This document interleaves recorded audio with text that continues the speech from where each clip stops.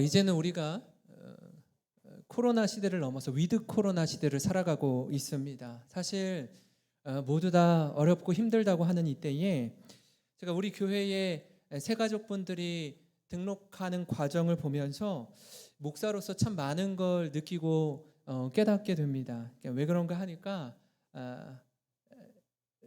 건강한 교회, 좋은 교회를 찾아서 이렇게 저렇게 기도하면서 또 목말라하고 애타하는 분들을 뵙고요. 또 한 분들은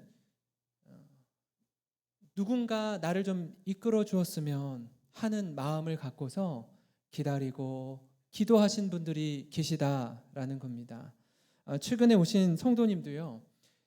다른 지역에 살고 있다가 이제 낯선 군산 땅으로 오셨는데 이렇게 월명공원도 돌고 음파호수공원도 돌면서 누군가 나에게 좀 교회 가자고 이야기해 주는 사람이 있으면 따라갈 텐데 하는 심정으로 이렇게 몇 개월의 시간을 보내셨다라고 해요. 그러던 어느 날 우리 교회 권사님 중 한 분이 어디서 만나서 이런저런 이야기를 하다가 우리 같이 교회 나갈까요? 라고 말씀하셔서 그래서 나오신 분이 계셔요. 제가 이 이야기를 들으면서 우리가 용기를 내서 하나님의 말씀을 전하고 또 예수 그리스도의 복음을 전할 때 최근에 오신 이 성도님처럼 누군가 좀 나를 붙잡아 주기를 바라는, 그리고 함께 예배 드리러 가자고, 교회 가자고 기다리는 분들이 계시는구나. 이걸 깨달았습니다. 우리에게 필요한 건 우리의 입술을 열어서 예수 그리스도의 복음을 전하고 또 권면의 말씀을 전할 때 하나님께서 이 일에 우리를 축복의 도구로 주님의 통로로 사용해 주실 줄 믿습니다. 이 복음 전파의 사명, 이 사명을 우리가 멈추고 있고 또 그냥 우리끼리 신앙생활 잘하면 되지라는 마음으로 지내면서 복음이 희석되기 시작하면요, 교회는요 현상 유지하기에 급급하고 여러 가지 봉사와 사역에만 매달려 버린 채 그런 교회로 전락해 버릴 수밖에 없습니다. 저는 우리 교회가 앞으로 정말 붙들어야 할 본질, 즉 예배의 감격을 회복하고 또 선교적 교회로서의 사명을 감당하는 일에 우리의 모든 힘과 열정을 쏟아붓고 잃어버린 한 영혼이 돌아오는 것을 기뻐하는, 함께 울고 함께 웃는 교회로 세워지기를 간절히 소망합니다. 그런 모든 성도 되시기를 주님의 이름으로 축원합니다. 오늘 이 로마서 말씀은요 9장부터 11장까지에 이어지는 유대인들의 불신에 관한 내용을 다루고 있는데요, 놀라운 사실은 뭐냐면 하나님께서 예수 그리스도를 이스라엘 땅에 보내주시고 가장 먼저 복음을 듣게 한 민족이 유대인, 이스라엘 백성들이었습니다. 그런데 복음이 선포되었음에도 불구하고 저들이 듣지 않았다라는 거예요. 여러분, 이처럼 안타까운 일이 어디 있습니까? 사실 유대인들에게 복음이 전해진 이유는 저들이 모든 민족 가운데 가장 먼저 복음을 듣고 받고 믿은 이후에 이 복음을 세계와 열방 가운데 전하라고 그들을 선택하셔서 복음을 전해 주었는데 저들 가운데 대부분이 믿지 않았다라는 거예요. 혹 유대인 가운데 복음을 듣고 믿었어도 우리들에게만 전해진 복음이라고 믿고 이방인들에게는 그 복음을 전하지 않았다라는 사실입니다. 이 내용에 대해서 다음 주에 함께 살펴볼 텐데, 복음이 들려졌음에도 불구하고 믿지 않은 유대인들에 대한 기록이 오늘 로마서 10장 16절에 이렇게 나와 있습니다. 그러나 그들이 다 복음을 순종하지 아니하였도다. 18절에요. 그러나 내가 말하노니 그들이 듣지 아니하였느냐? 그렇지 아니하니 그 소리가 온 땅에 퍼졌고 그 말씀이 땅끝까지 이르렀도다 하였느니라. 바울이 전한 이 복음, 이 복음을 듣고도 믿지 않은 유대인들, 너희들이 믿지 않아서 너희들 문제야 라는 지적으로 그치지 않고요, 너희들에게도, 나의 민족이고 우리의 민족인 너희들에게도 후에는 반드시 복음을 듣고 돌아오기를 원한다라는 간절함이 또 그 희망을 피력하고 있습니다. 더불어서 이런 안타까운 심정을 가진 바울이 이방인의 선교사로서의 사명을 감당할 때 사실요, 로마는요, 누군가를 통해서 교회가 세워졌어요. 이미 교회가 세워지고 신앙생활하고 있는 성도들이 그곳에 있습니다. 근데 그 교회에 왜 바울이 다시 편지하느냐 하면, 복음을 알고 있고 믿고 있다라고 하는 로마 교회 성도들에게도 여전히 예수 그리스도의 복음이 다시 한번 선포돼야 함을 믿기에 그렇게 전하고 있는 거예요. 로마서 1장 15절인데 우리 한번 같이 읽어볼까요? 시작. 그러므로 나는 할 수 있는 대로 로마에 있는 너희에게도 복음 전하기를 원하노라. 아멘. 우리에게도 다시 한번 전해져야 할 메시지일 뿐 아니라 로마에 있는 성도들에게도 다시 한번 전해져야 하는 메시지, 알고 있는 것 같지만 더욱 분명히 새겨져야 할 그 복음, 예수 그리스도의 십자가 복음이 모든 성도의 삶 속에 깊이 새겨질 뿐 아니라 그 복음을 담대하게 선포하는 우리 모든 성도 되시기를 주님의 이름으로 축원합니다. 이런 측면에서 오늘 우리가 복음 전도, 영혼 구원에 대한 소중함을 함께 나누고자 하는데요, 한 영혼이 주님께로 돌아오는 과정의 첫 걸음, 그 첫 번째는 뭐냐면 바로 보내심을 받은 한 사람으로부터 시작된다라는 겁니다. 바울은 구원의 여정에 대해서 굉장히 새로운 시각으로 재편해서 설명하고 있는데, 저는 이 부분이 굉장히 흥미롭게 다가오더라고요. 13절부터 15절 말씀을 보면 이렇습니다. 누구든지 주의 이름을 부르는 자는 구원을 얻으리라. 그런즉 그들이 믿지 아니하는 이를 어찌 부르리요? 듣지도 못한 이를 어찌 믿으리요? 전파하는 자가 없이 어찌 들으리요? 보내심을 받지 아니하였으면 어찌 전파하리요? 기록된 바 아름답도다 좋은 소식을 전하는 자들의 발이여 함과 같으니라. 여러분, 이 말씀의 뜻이 무엇일까요? 결국 영혼 구원의 시작은 보냄받은 한 사람이 복음을 전하는 것에서부터 영혼 구원이 시작된다라는 겁니다. 그런데 우리는 많은 경우에 복음 전하는 일에 있어서 적어도 내겐 해당되지 않는다라고 생각하는 경우가 많아요. 이 복음을 전하는 사람은 특별한 사명을 받은 사람이거나 영혼 구원에 대해 특별한 열정이 있는 사람이거나 선교사나 목회자에게 해당되는 거지, 너무나도 지극히 평범한 그리스도인인 내게는 해당되지 않는다라고 생각하는 거예요. 그러나 바울은 말하기를 이 복음 전도의 사명은 하나님의 부르심을 받은 그리스도인이라면 누구나 모두에게 보냄받은 그리스도인으로 살 것을 촉구하고 있습니다. 그렇기에 보냄받은 자로서의 사명을 감당하는 건 이 자리에 계시는 저를 비롯한 우리 모든 성도님들에게 해당된다라는 거예요. 우리가 이 사명을 소홀히 하면요, 교회는 이내 변질되고 맙니다. 우리끼리 잘 지내고 또 우리끼리 잘 사는 것에 대해서 만족하고 누리며 살게 돼요. 제가 최근에 굉장히 놀라운 얘기를 하나 들었습니다.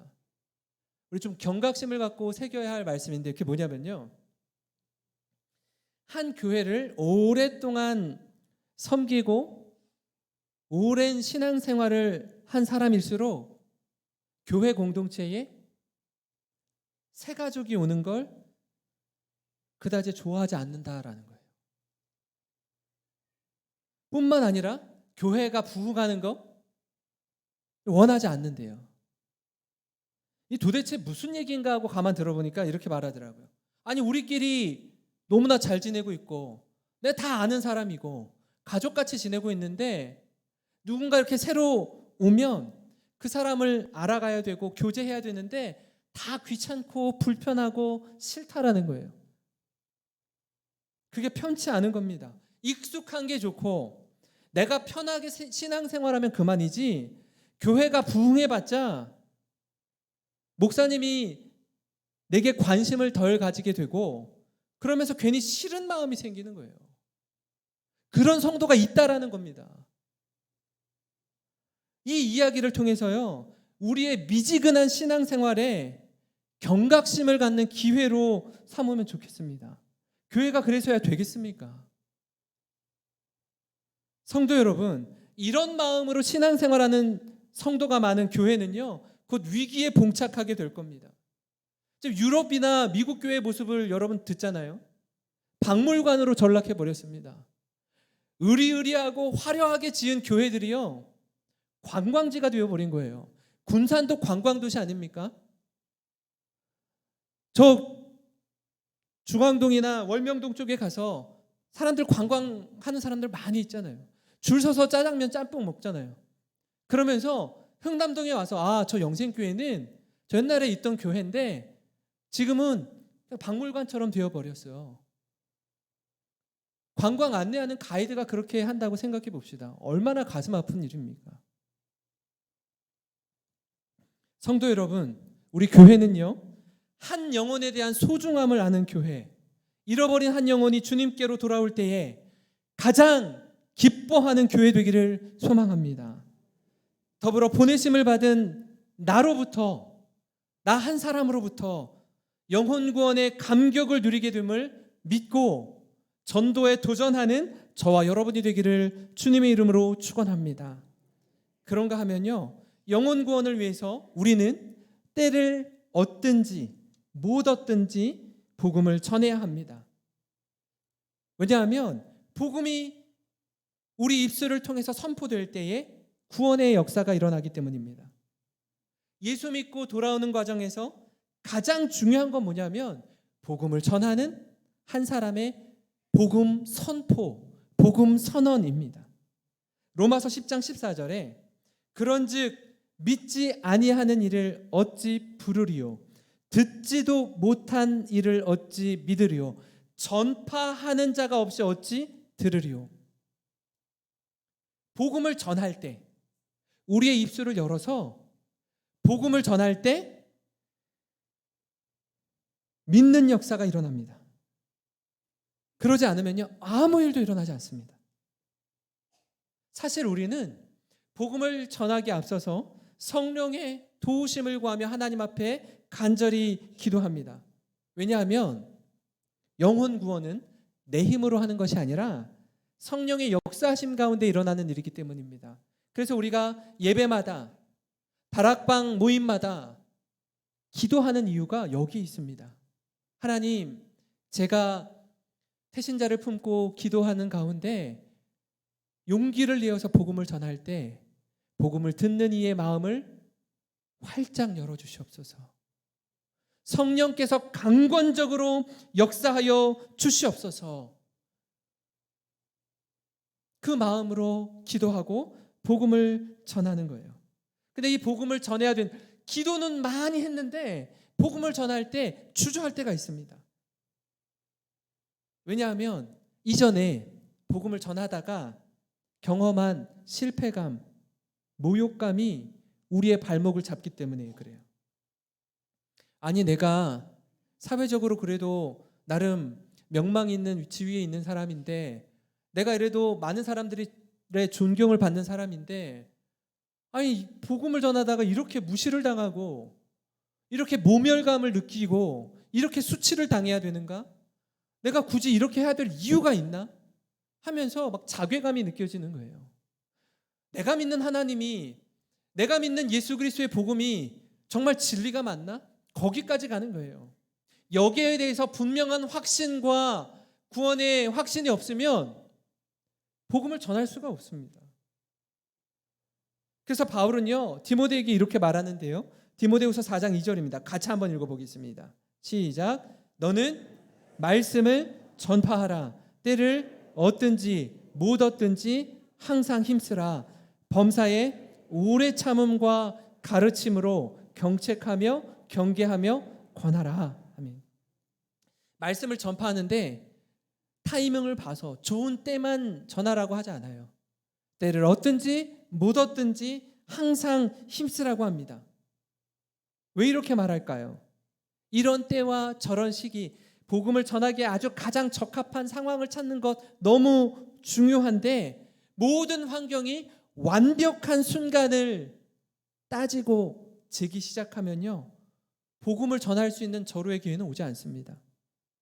오늘 지금 우리가 서 있는 이 자리가 선교의 현장이요, 복음 전파의 현장이라는 사실입니다. 여러분, 내일부터 또 출근을 하시게 될 텐데, 직장으로 출근하면 매일 만나는 얼굴들 있잖아요. 여러분, 그분들이요, 그리스도를 믿지 않는 분들이 떠오르실 겁니다. 그분들 가운데 사업을 경영하는 분들은 아직 복음을 듣지 못한 직원들이 떠오를 거예요. 가정에서 전업주부로 자녀를 돌보며 양육하는 분들은요, 믿지 않는 양가 부모님이나 형제들, 그리고 방황하는 자녀의 모습이 떠오를 겁니다. 멀지 않은 곳에, 가까운 곳에 우리의 전도 대상자가 있습니다. 사랑하는 성도 여러분, 제가 서두에 말씀드린 것처럼요, 누군가 내게 좀 복음을 전해주면, 누군가 내게 좀 좋은 교회를 가르쳐주면 내가 못 이기는 척하고 가겠는데 하고 기다리는 영혼이 있다라는 사실이에요. 두려워하지 마시고 주저하지 마시고, 우리가 준비된 영혼에게 누군지는 모르지만 복음을 전한다면, 그래서 한 영혼이 주님께로 돌아온다면 이보다 더 큰 감격과 기쁨이 어디 있겠습니까? 바라기는 우리 모두가 한 영혼을 살리고 생명을 살리는 이 일에 존귀하게 쓰임받는 모든 성도 되시길 주님의 이름으로 축원합니다. 마지막으로 영혼 구원 사역에 있어서 하나님은요, 우리를 향해서 동역자로 초청하십니다.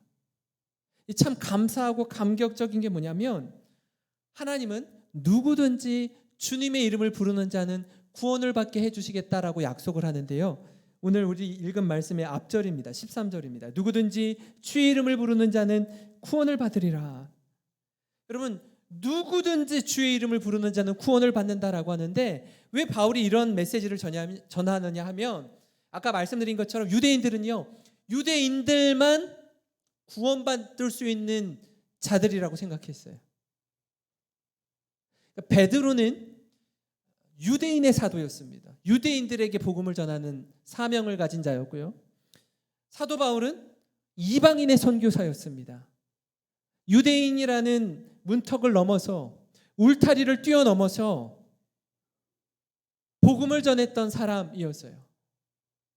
그렇게 이 누구든지는 유대인뿐만이 아니요, 이방인들에게도 누구든지 주의 이름을 부르는 자는 구원의 복음이 구원의 능력이라고 전하는 것입니다. 근데 이 구원 사역에 우리를 하나님께서 동역자로 초대합니다. 저는 이 지점이 굉장한 놀라운 감격과 은혜가 있는데, 바울은 고린도에 편지하면서 그들에게 이렇게 말합니다. 고린도전서 3장 9절에서 우리는 하나님의 동역자들이요 너희는 하나님의 밭이요 하나님의 집이니라. 바울은 자신과 함께 복음을 전하는 이들을 향해서 저들은 나의 동역자입니다라고 말하지 않고, 저들은 하나님의 동역자입니다라고 말해요. 이게 얼마나 영광스러운 표현이냐 하면, 전지전능하신 하나님께서 홀로 모든 사역을 다 감당하셔도 됩니다. 근데 그 하나님이 우리에게 손을 내밀어서 초청하시는 거예요. 우리가 지난 시간에 아브라함의 부르심, 모세의 부르심, 여호수아의 부르심을 함께 살펴봤잖아요. 내가 이렇게 할 건데 네가 가라, 이렇게 말씀하시잖아요. 다시 말씀드리면, 전지전능하신 하나님께서 사역하는 특징 중에 하나는 뭐냐면, 하나님은 사람을 통해 일하신다라는 거예요. 우리를 동역자 삼아 주셔서 하나님의 동역자로 쓰임받도록 초청해 주신다라는 사실입니다. 내가 너와 함께 하길 원한다 라고 말씀하시면서 그 사역에 우리와 동역하시겠다라고 하세요. 제게는요, 저와 함께 동역하는 4분의 장로님이 계시고요, 4명의 교역자들이 있습니다. 그리고 29명의 순장님들이 있습니다. 이분들이 동역자로 계시기에 제가 목양에 온전히 힘을 쏟고 말씀을 묵상하고 연구하는데 마음을 쏟을 수 있습니다. 또 우리 모두는요, 하나님의 동역자로 이 자리에 서 있습니다. 그리고 우리를 향해 이렇게 말씀하십니다.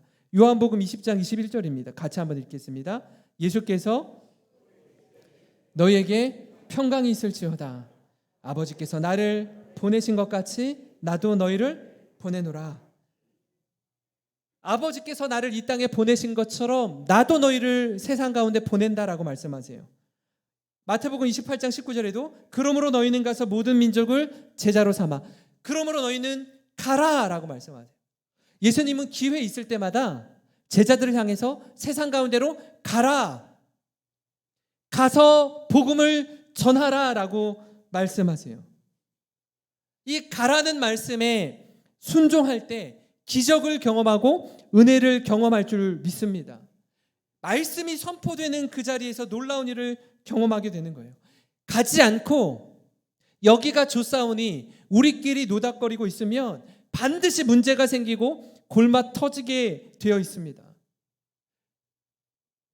예수님은요, 순간순간 기회가 될 때마다 우리에게 주시는 말씀은 가서 전하라는 거예요. 이런 맥락에서 여러분 주변의 교회들 한번 보세요. 교회들이 교회 안에서 서로 싸우고 다투고 아파하고 있습니다. 왜 그렇습니까?